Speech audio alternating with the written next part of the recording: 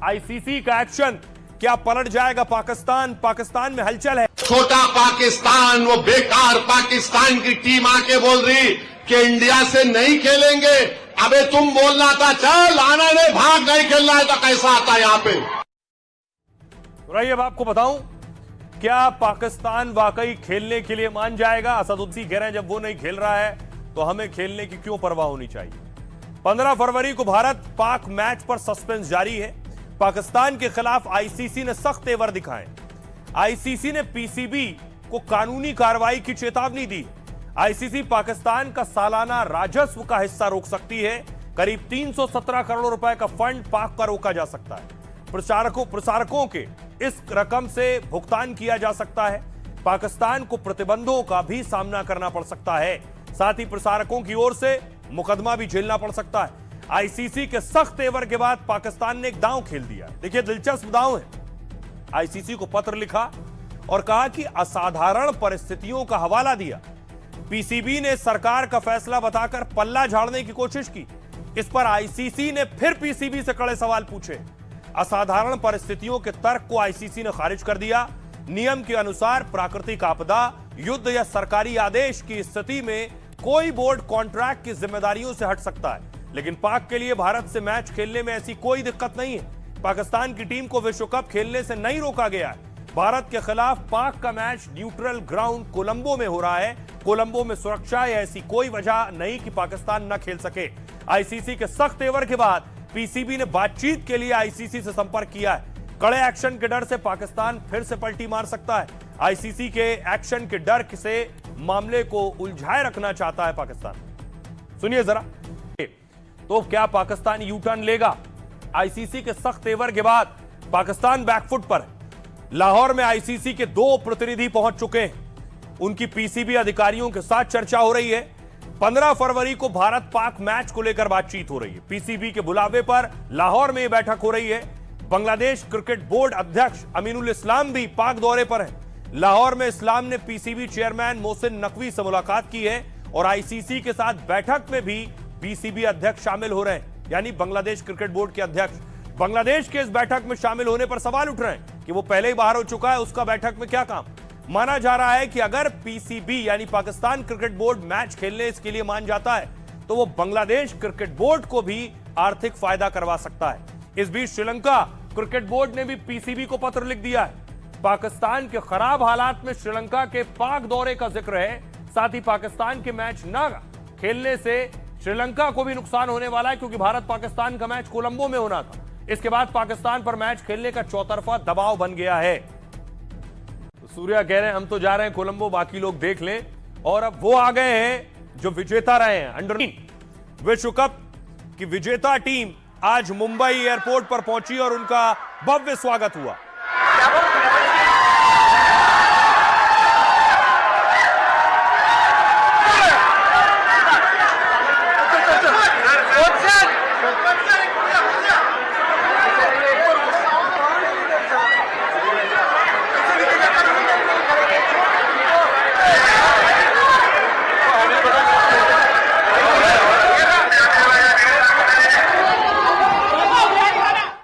दूसरी तरफ देखिए, कुछ प्लेयर्स दिल्ली लैंड हुए हैं जब वो दिल्ली एयरपोर्ट पर पहुंचे।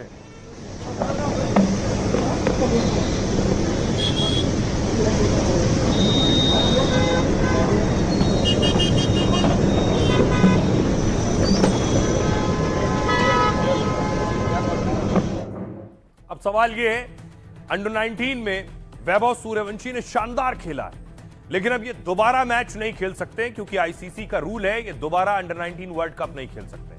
लेकिन अंडर 19 खेलने वाले और शानदार खेलने वालों का होता क्या है करियर में, देखिए आपके सामने कुछ आंकड़े हैं। जैसे अंडर 19 से टीम इंडिया के जो चैंपियन है वो कौन है? युवराज सिंह साल 2000 में अंडर 19 खेले और उसी साल टीम में जगह मिल गई टीम इंडिया में उन्हें।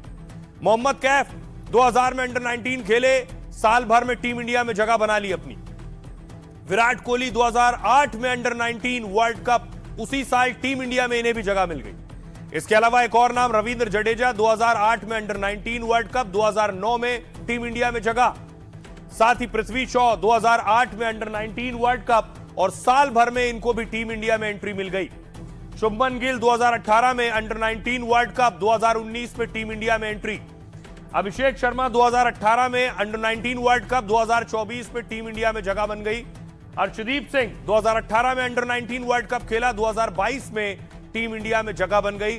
ऐसा ही माना जा रहा है कि वैभव सूर्यवंशी जिस तरह से खेल रहे हैं, बेशक अंडर 19 आगे ना खेल पाए आईसीसी के रूल की वजह से, लेकिन अब उनके लिए टीम इंडिया में एंट्री आसान हो जाएगी। सुनिए जरा उनके पिता और उनके कोच क्या कह रहे हैं। वैभव के द्वारा जो अद्भुत, अविस्मरणीय, उत्कृष्ट खेल का प्रदर्शन किया गया वो काबिले तारीफ है। उन्होंने इस सीरीज में 30 छक्के मारकर अंडर 19 वर्ल्ड कप के इतिहास में सबसे ज्यादा छक्के मारने का रिकॉर्ड कायम किया। 80 गेंदों पे 175 रन बनाए हैं, 15 छक्के 15 चौकों की सहायता से। ये एक अद्वितीय परफॉर्मेंस है, अद्भुत प्रतिभा है। बहुत खुशी है कि वैभव बहुत अच्छा खेला। वैभव के साथ सारे लड़कों ने अच्छा खेला, पूरे टूर्नामेंट में सारे बच्चों ने अच्छा खेला। जो वैभव खेला है वो तो हमको लगता है ऐतिहासिक पारी था।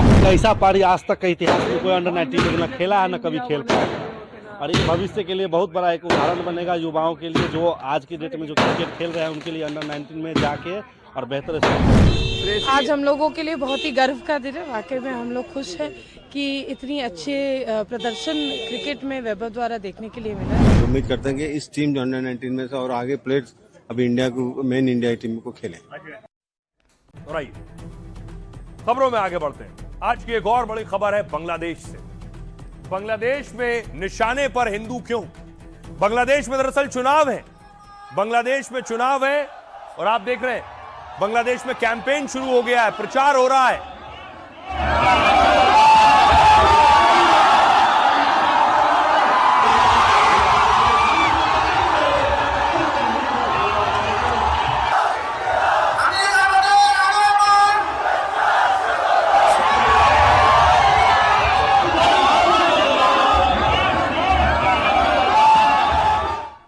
मैं आपको बताऊं, दूसरी तरफ देखिए, यूनुस के खिलाफ भी प्रदर्शन हो रहा है, लेकिन टारगेट पर हिंदू है। चुनाव में आसान टारगेट है।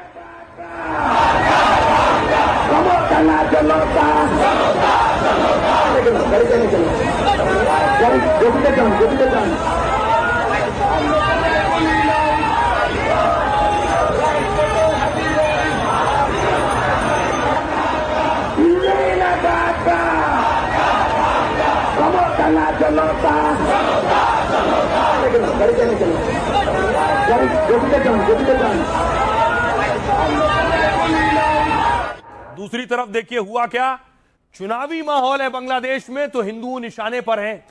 दीपू की हत्या हुई, दीपू के बाद एक पूर्व मंत्री की हत्या हुई, हिंदू मंत्री की हत्या हो गई। ये तस्वीर आप देख रहे हैं। इनको जेल में बंद कर दिया गया था। शेख हसीना की सरकार में मंत्री रहे रमेश चंद्र सेन जेल में थे। हाथों में देखिए रस्सियां बंधी हुई हैं और जेल में ही इनकी मौत हो गई। अब सवाल यह है कि रमेश चंद्र कोई हत्या की गई है, बाकायदा साजिश के तहत उन्हें मारा गया है, क्योंकि वो हसीना के नेता थे, हसीना के मंत्री थे और हिंदू नेता भी थे।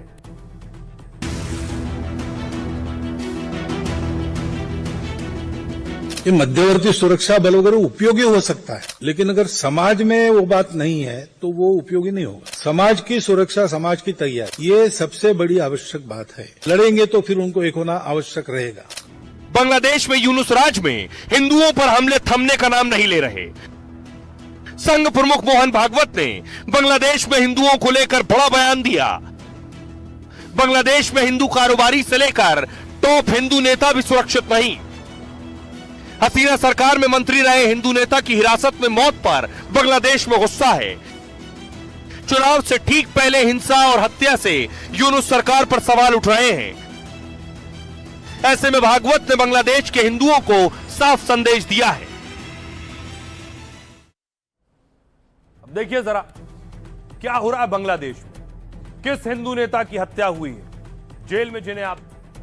बांग्लादेश में हसीना सरकार के तख्ता पलट के बाद हिंसा लगातार जारी है। चुनाव से ठीक पहले अब भी हत्याएं हो रही। पिछले 50 दिन में करीब 10 हिंदुओं की हत्याएं हुई। पूर्व मंत्री और 5 बार के सांसद भी बांग्लादेश में सुरक्षित नहीं। हसीना के करीबी नेता रमेश चंद्र सेन की हिरासत में मौत हो गई। हसीना सरकार के तख्ता पलट के बाद से वो जेल में बंद थे। रमेश चंद्र को बांग्लादेश में बड़े हिंदू नेता के तौर पर गिना जाता है। अगस्त 2024 में सेन की तस्वीरें वायरल हुई थी। इनमें उनके हाथ में रस्सी बंधी हुई है, हाथों को बांध दिया गया रस्सी से। पुलिस का दावा है बीमारी की वजह से सेन की मौत हुई है। और आपको याद होगा, बांग्लादेश की पुलिस इस तरह के दावे दीपू की हत्या से लेकर बाकियों की हत्या पर भी करती रही। अस्पताल में डॉक्टरों ने रमेश चंद्र को मृत घोषित कर दिया। हिरासत में बीमार और मौत का यह 5वां मामला है। आवामी लीग के 5 नेताओं की इस तरह मौत हो चुकी है अब तक। रमेश चंद्र सेन की मौत के बाद यूनुस सरकार भी सवालों में है। बांग्लादेश में सोशल मीडिया पर इसको लेकर सवाल उठ रहे हैं कि आखिर बांग्लादेश में क्या हो रहा है। लेकिन बांग्लादेश में जो हिंदू हैं वो कैसे सुरक्षित रहें, कैसे अपनी आवाज उठाएं, संघ प्रमुख मोहन भागवत ने बताया, सुनिए। बांग्लादेश में अब भी 1.25 करोड़ हिंदू है। उन्होंने तय किया कि हम भागेंगे नहीं, हम वहीं रहेंगे और लड़ेंगे। बांग्लादेश में आज जितनी भी संख्या है उसके साथ वो अपनी स्थिति को बहुत अच्छा और बना सकते हैं। ऐसा बनने में हम अपनी मर्यादा में यहां रहकर जो कुछ कर सकते हैं, या दुनिया भर के हिंदू अपने अपने जगह पर जो कुछ कर सकते हैं, वो सब उनके लिए होगा। इतनी गारंटी मैं दे सकता हूं। बांग्लादेश में अभी जो हो रहा है वो बहुत खतरनाक है, अफसोसनाक भी। लेकिन बांग्लादेश में सत्ता परिवर्तन होने के बाद क्या होगा, बड़ी बात यह है। क्योंकि बांग्लादेश में अब ना हसीना आएंगी सत्ता में, ना खालिदा आएंगी सत्ता में। ये बेगम ही सत्ता में रहती थी, कभी ये कभी वो। अब देखिए जरा, अब खालिदा के बेटे तारिक रहमान प्रचार कर रहे हैं। उनकी बेटी, आप देख रहे हैं, तारिक रहमान की बेटी रिक्शा पर कैंपेन कर रही बांग्लादेश में।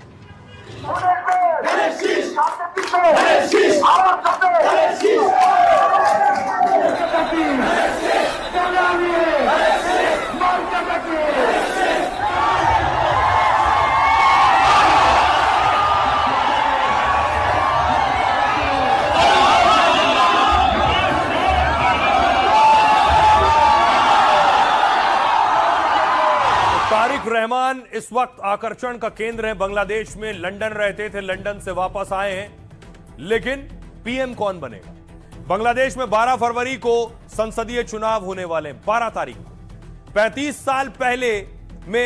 साल में पहली बार न शेख हसीना और न खालिदा जिया कोई रेस में नहीं। 1991 से 2024 तक बांग्लादेश में इन दोनों नेताओं का दबदबा रहा है। 2024 में शेख हसीना को आंदोलन के बाद बांग्लादेश छोड़ना पड़ा, तब से शेख हसीना भारत में रह रही हैं। वहीं हाल ही में खालिदा जिया का निधन हो चुका है। शेख हसीना की पार्टी को इस चुनाव के लिए बैन कर दिया गया है। बांग्लादेश के चुनाव पर भारत और पाकिस्तान और चीन की नजर है। यूनुस राज में बांग्लादेश के भारत से संबंध निचले स्तर पर पहुंच गए, जबकि पाकिस्तान चीन के साथ बांग्लादेश के रिश्ते मजबूत हुए। चुनाव नतीजों के बाद साउथ एशिया का पावर बैलेंस बदल सकता है और इस वजह से दुनिया के देशों की इस चुनाव पर नजर है। तारिक रहमान पूर्व पीएम खालिदा के बेटे हैं और पीएम की रेस में आगे हैं।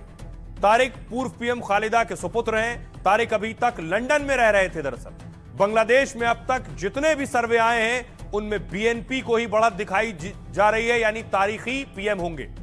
अगला नाम है जुबैदा रहमान का, यह है जुबैदा रहमान। तारिक की पत्नी जुबैदा भी पीएम की रेस में शामिल है। कहा जा रहा है कि बीएनपी अगर सत्ता में आती है, किसी कारण तारिक प्रधानमंत्री नहीं बनते, तो जुबैदा को यह कुर्सी मिल सकती है। हसीना के तख्ता पलट के बाद से जुबैदा एक्टिव हो गई। एक और नाम है शफीकुर रहमान का। शेख हसीना के सत्ता से जाने के बाद जमात का उभार हुआ। जमात इस्लामी के शफीकुर रहमान भी रेस में चल रहे हैं। एक और नाम आपने सुना होगा नाहिद इस्लाम का। शेख हसीना के तख्ता पलट में नाहिद इस्लाम की मुख्य भूमिका थी।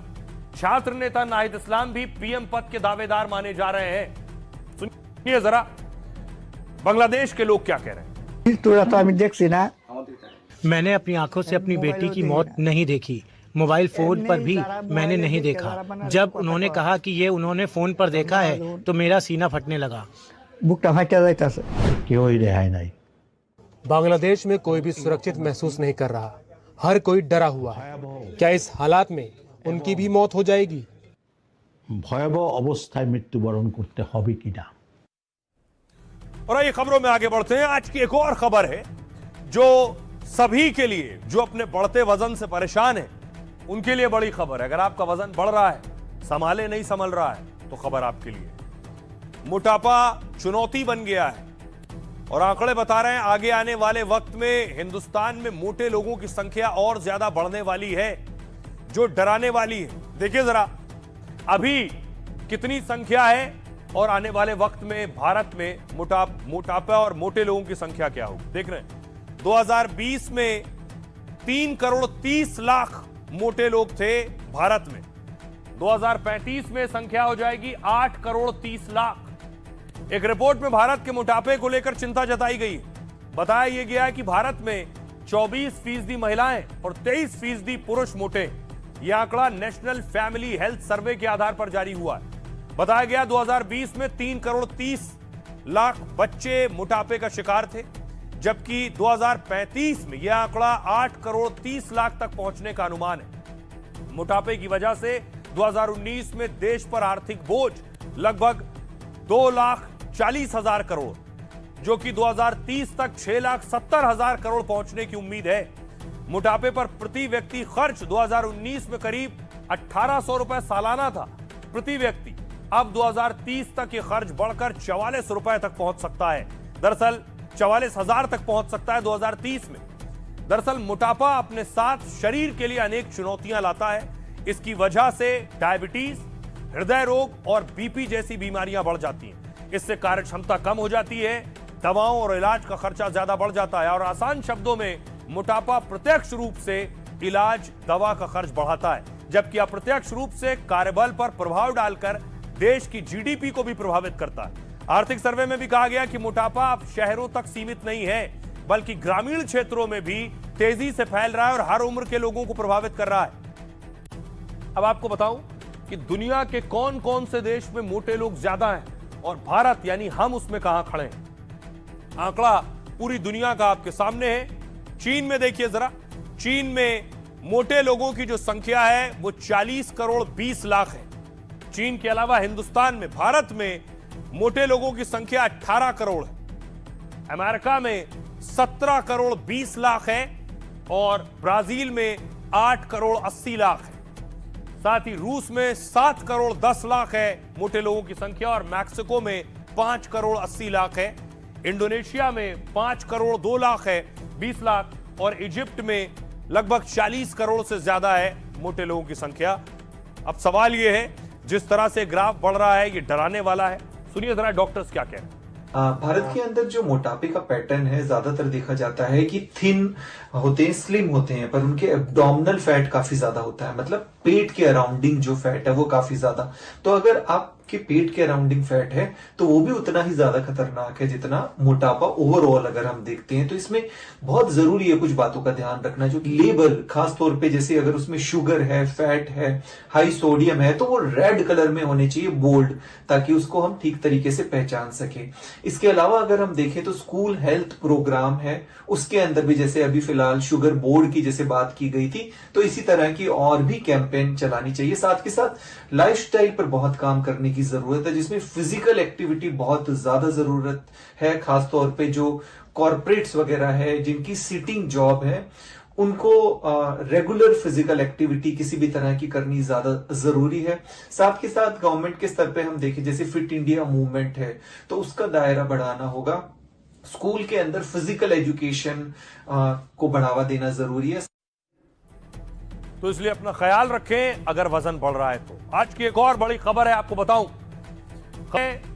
मलेशिया से रिश्ते और मजबूत होंगे। प्रधानमंत्री नरेंद्र मोदी 2 दिवसीय मलेशिया दौरे पर थे। यह उनकी तस्वीर है, मलेशिया में उनका ग्रैंड वेलकम हुआ।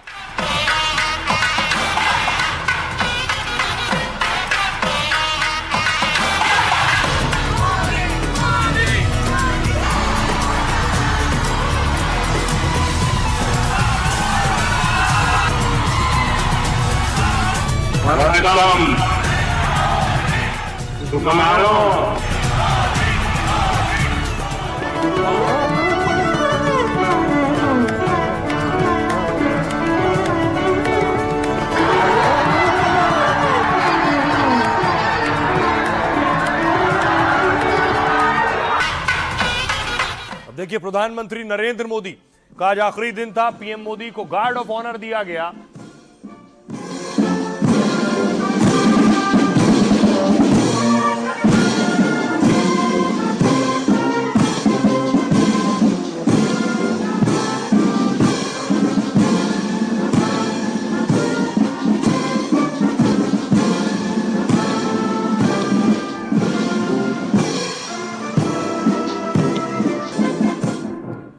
उसके बाद प्रधानमंत्री नरेंद्र मोदी मलेशिया के पीएम अनवर इब्राहिम से मिले और प्रधानमंत्री ने बताया कि भारत और मलेशिया की जो संस्कृति है वो एक दूसरों से मिली हुई है।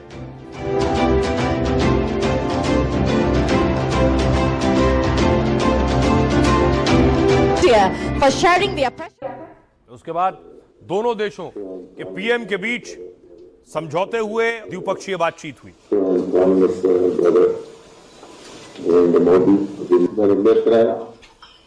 प्रधानमंत्री जी, आपका हृदय से बहुत बहुत आभार व्यक्त करता हूं।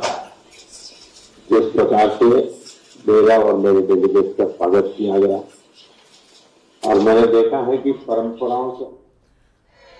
और देखिए जरा, पीएम मोदी जब वहां मौजूद थे तो लोगों ने उनका भारतीय और मलेशियाई झंडों के साथ स्वागत किया।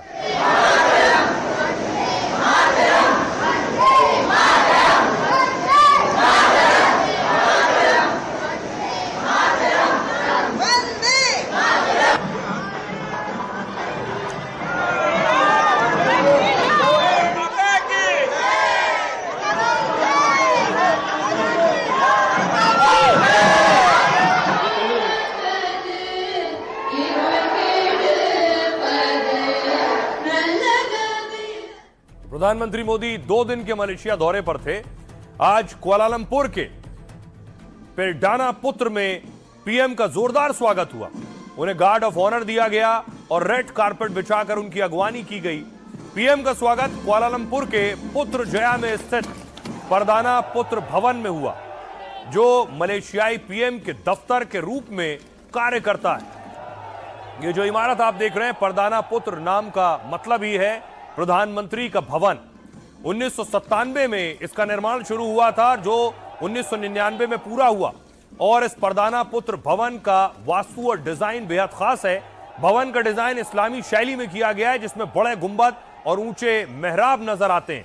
ये गुंबद मलेशिया की इस्लामी विरासत को दर्शाते हैं और यहीं पर राष्ट्रगान भी हुआ। आपको बताऊं, मलेशिया की कुल आबादी लगभग 3.5 करोड़ है, जिसमें 3 करोड़ 20 लाख मुस्लिम आबादी है। मलेशिया में हिंदू आबादी करीब 6.5% है। मलेशिया में इस्लाम 14वीं-15वीं शताब्दी में पहुंचा है। उससे पहले मलेशिया हिंदू और बौद्ध धर्म के प्रभाव में रहा। मलय भाषा के हजारों शब्द संस्कृत से निकले। 11वीं शताब्दी में बुजांग वैली राजेंद्र चोल के कब्जे में थी। चोलों ने यहां शिव और विष्णु के मंदिर का विस्तार किया। पीएम मोदी ने आईएनए के और इसके संस्थापक सुभाष चंद्र बोस को भी श्रद्धांजलि दी और प्रधानमंत्री ने आईएनए के पुराने सैनिक जयराज राजा राव से मुलाकात की। शनिवार को मलेशियाई पीएम ने खुद पीएम मोदी को एयरपोर्ट पर रिसीव किया था। सुनिए जरा, प्रधानमंत्री नरेंद्र मोदी ने मलेशिया में क्या कहा। भारत और मलेशिया के संबंध बहुत विशेष हैं। हम मैरीटाइम नेबर्स हैं। सदियों से हमारे लोगों के बीच गहरे और आत्मीय रिश्ते रहे हैं।